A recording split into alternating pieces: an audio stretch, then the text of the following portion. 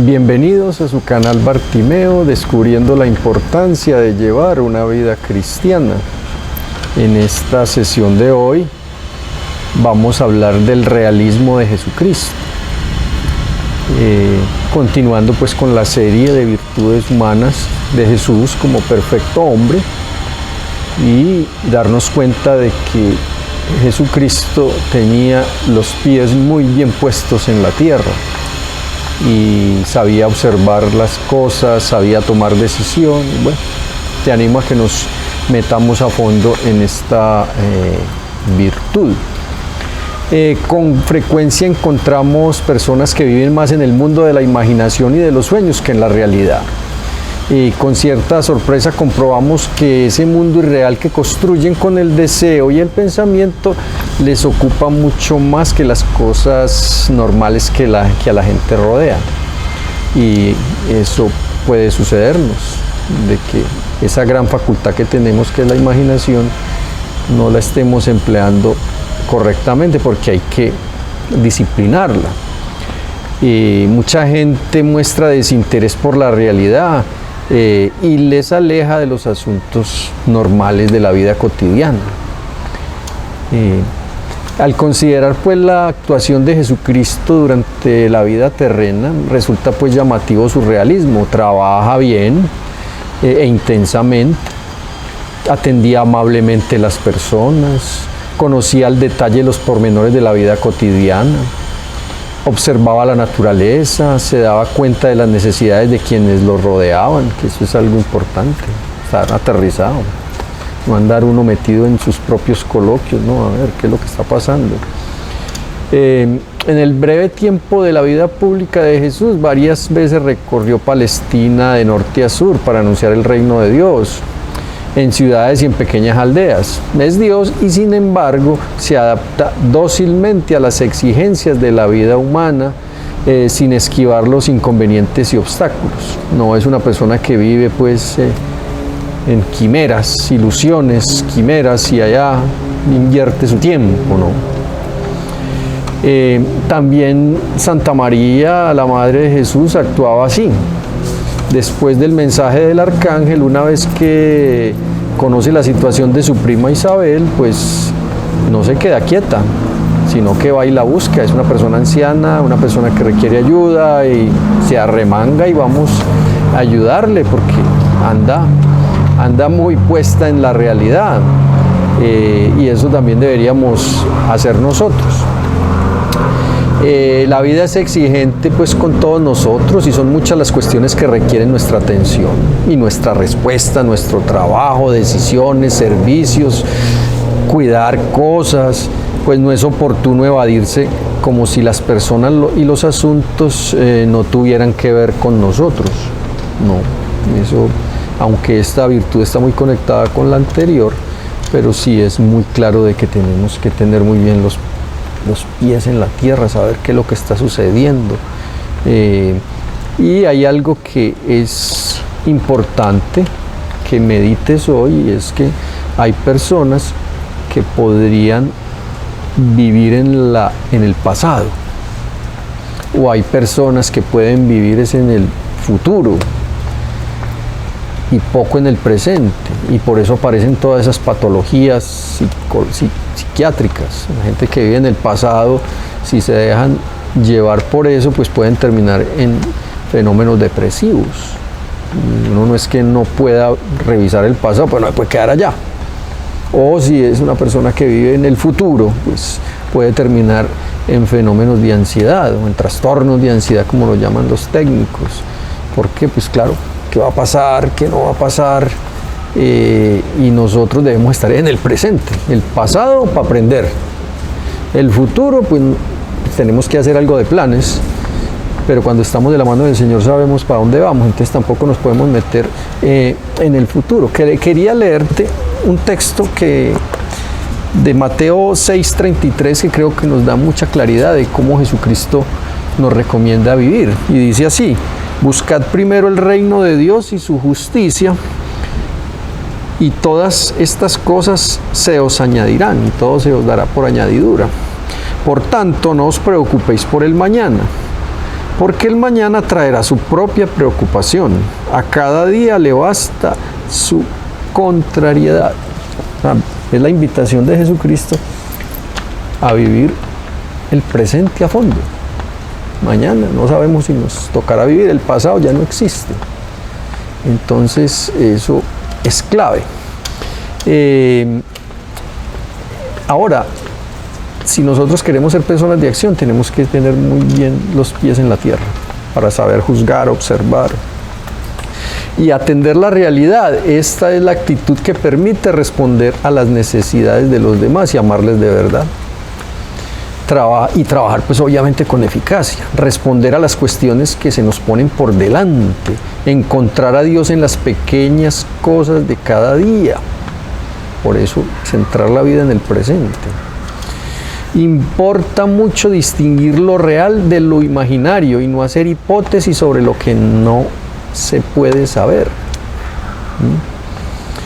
Se trata pues de vivir con los pies en la tierra, conscientes de nuestro alrededor, muy conscientes, comprometidos con nuestros deberes y objetivos, responsables con el sentido práctico y suficiente para resolver situaciones complicadas, pendientes de lo que pasa, informados de lo que ocurre más lejos, atentos a las situaciones de los demás, sensatos, conscientes de que la realidad es inmensa e inabarcable y que alcanza también a lo invisible, que también existe, prudentes para decidir y audaces para resolver. Realmente es un conjunto de actitudes que son virtudes también, pero hoy hemos centrado el enfoque es, hombre, tenga los pies bien aterrizados, mucho cuidado con la imaginación, que trabajaremos un poquitico más adelante. Entonces, ¿en qué consiste pues este realismo sano del que estamos hablando hoy? Y te voy a dejar algunas ideas que son sencillas, pero que te pueden ayudar a darte cuenta cómo estás viviendo esta virtud. La puntualidad, por ejemplo, con frecuencia pues equivale a una visión clara del tiempo y de lo que durarán las cosas. Ese es un puntico. Responsabilidad hacia los deberes, compromisos y obligaciones, sin excusas ni evasiones. Tengo esta realidad, esta responsabilidad la tengo que cumplir. No empezar a evadir la realidad. No. Esto es así, hay que hacerlo. La eficacia, conocer todos los aspectos implícitos en los trabajos que se realizan para poder resolverlos y dejarlos bien terminados. Eso es estar en la realidad. Sinceridad, reconocer interiormente la verdad sobre uno mismo, admitirla tal como es, afrontar las consecuencias que pueda acarrear la verdad. Observación, una vista atenta a la realidad que permite actuaciones acertadas. Ojo con mantener la mente lejos de la realidad, la imaginación, hay que cuidarla, hay que adoctrinarla, hay que disciplinarla. Cuidado, ser cuidadoso con las cosas, con las personas, ¿cierto? Hay que tratar con delicadeza a las personas, no hablar por hablar sin saber dónde estamos, ni ante quién estamos. No, hay que tener una lógica de saber en qué momento y en qué circunstancias se pueden hacer y decir las cosas. Experiencia, saber aplicar lo aprendido del pasado. Moderación, porque se sabe ya que los excesos causan daños y no sirven para solucionar problemas. También pues, estar anclado en la realidad. Una visión amplia que permite distinguir lo pequeño de lo grande.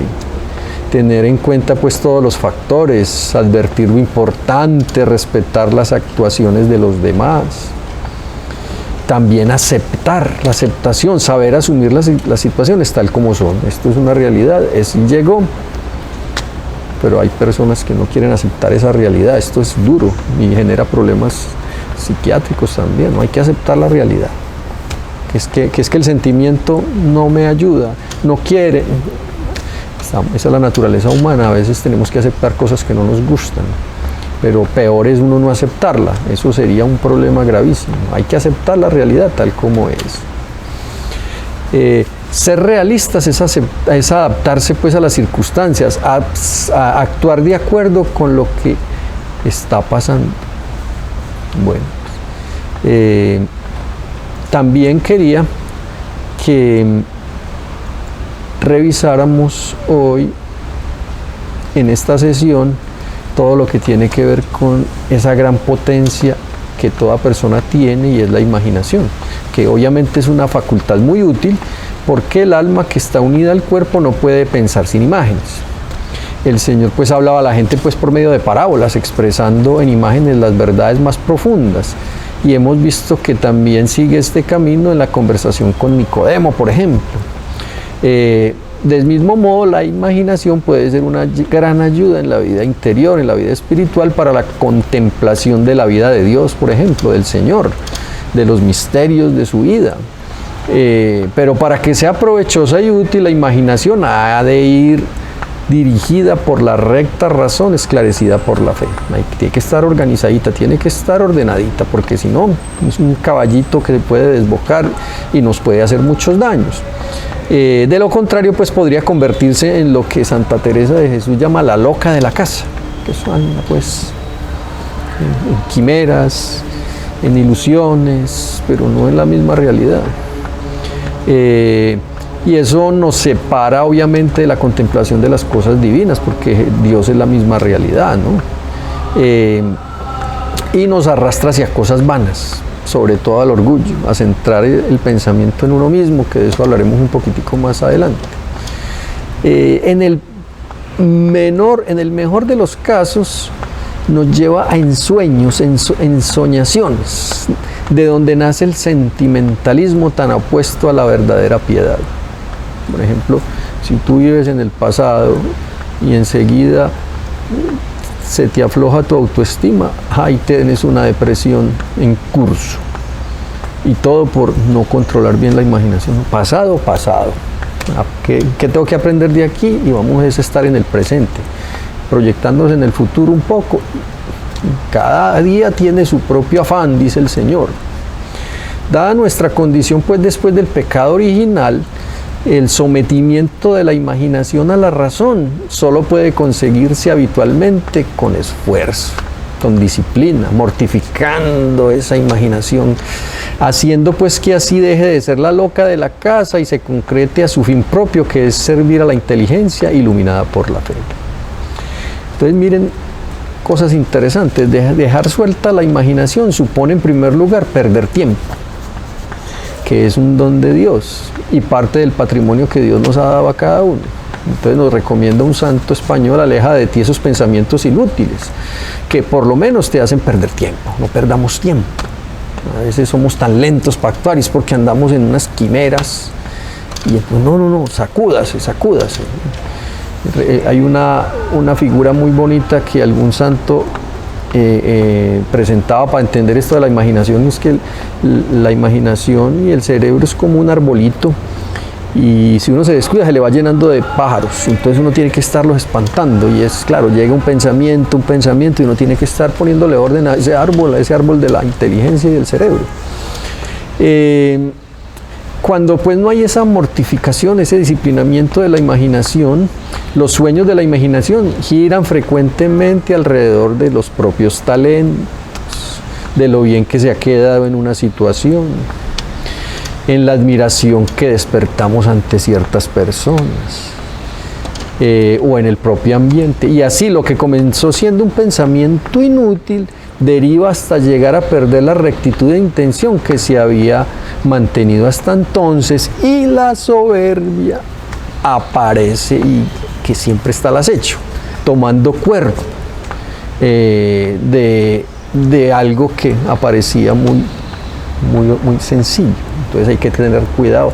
La soberbia, estar pensando en lo importante que soy, en mis capacidades, no podemos meter la imaginación ahí, porque realmente la soberbia hace mucho daño.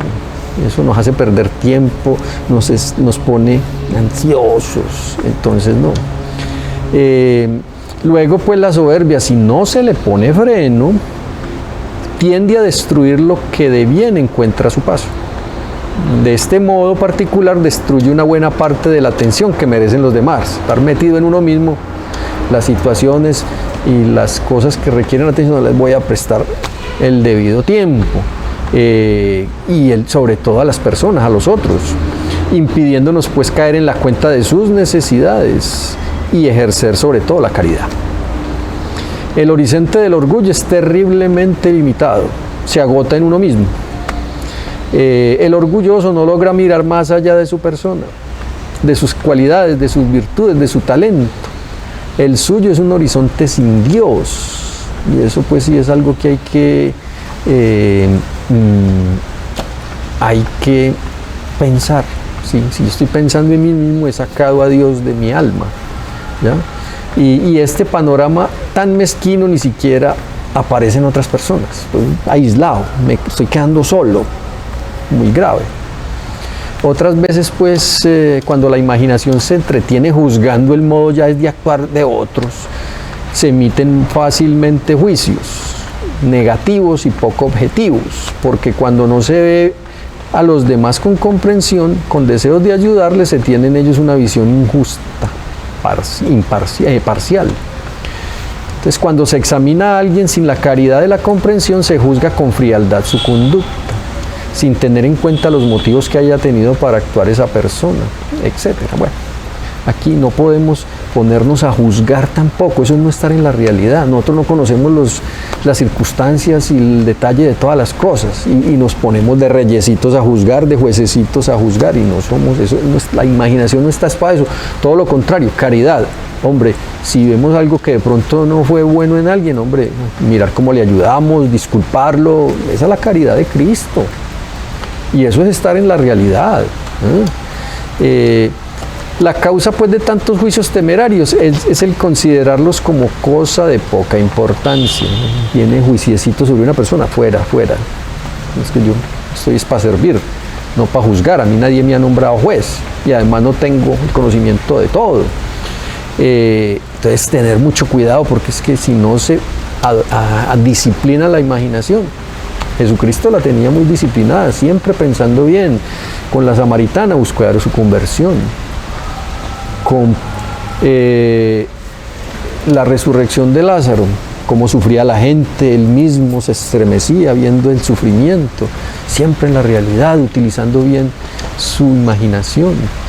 Frecuentemente, pues, si no estamos atentos para cortar los pensamientos inútiles y ofrecer al Señor esa pequeña mortificación o sacrificio, la imaginación rodará alrededor de uno mismo, creando situaciones ficticias, poco o nada compatibles con la vocación cristiana de un hijo de Dios, que ha de tener su corazón puesto en Dios y no en uno mismo. Estos pensamientos pues enfrían el corazón, alejan de Dios, y luego se hace más costoso ese clima de diálogo con el Señor en medio de nuestras ocupaciones. Y ni se diga, que también lo hemos mencionado ya, que nos apartan de los demás, nos alejan de los demás.